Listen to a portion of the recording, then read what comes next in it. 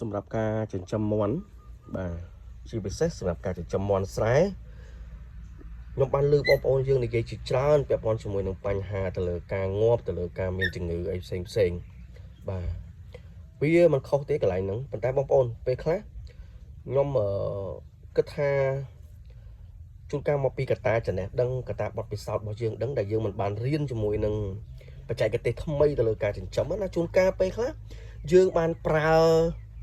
នៅទម្លាប់បុរាណនៅទម្លាប់ចាស់ដែលយើងប្រឡែងវាចោលទាំងដែលមានជំងឺមានអីឆ្លងចូលមកយើងអត់ដឹងអំពីវិធីសាស្ត្រចាក់វ៉ាក់សាំង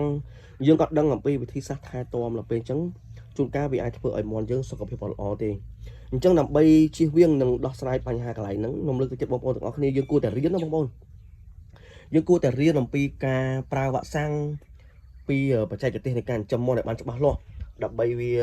កាត់បន្ថយនៅហានិភ័យក៏ដូចជាភាពបរាជ័យបងប្អូនណា